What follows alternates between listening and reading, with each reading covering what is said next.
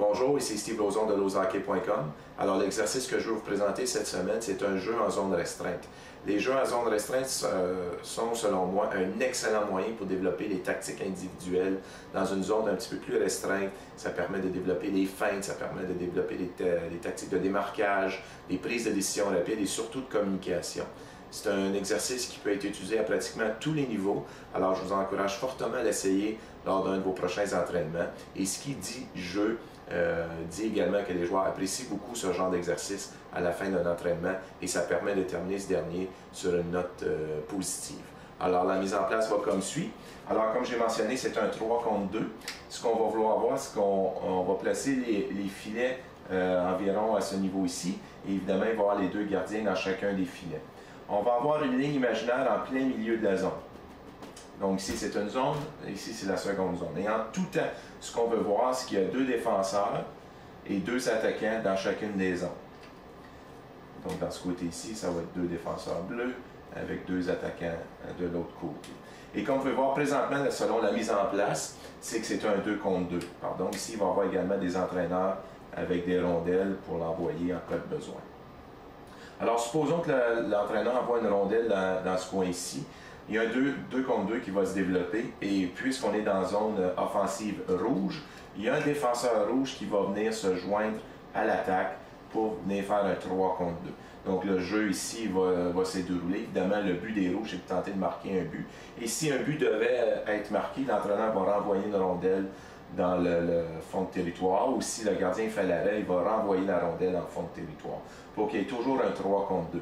Les bleus, évidemment, doivent protéger la zone, doivent éviter qu'un but soit marqué. Et supposons que le défenseur bleu récupère la rondelle, prend possession de la rondelle, il doit l'envoyer à un de ses coéquipiers qui est dans la zone offensive bleue. Par contre, le règlement, c'est qu'il ne peut pas transporter la rondelle de l'autre côté de la ligne imaginaire. Évidemment, il peut patiner avec jusqu'ici, mais il doit obligatoirement faire une passe soit directe ou indirecte à un de ses coéquipiers. Il ne peut pas patiner ou dépasser la ligne imaginaire en zone centrale. Donc, on doit forcer ses coéquipiers à se démarquer. On doit forcer lui à effectuer une protection de rondelle et évidemment des passes un petit peu plus des passes précises, qu'elles soient directes ou indirectes, et aussi avec beaucoup de circulation devant lui. Donc la rondelle est rendue de l'autre côté, donc le jeu maintenant à l'offensive s'en va dans cette direction. Ce qui va arriver, c'est que le défenseur qui a appuyé l'attaque va devoir à ce moment-là effectuer un repli défensif pour venir couper le 3 contre 2, le 2 contre 1, pardon, que son coéquipier est en train de jouer. Donc on revient en situation de 2 contre 2 et vous l'avez deviné, il y a un des défenseurs bleus qui va venir appuyer l'attaque pour venir effectuer à leur tour un 3 contre 2 dans la zone opposée.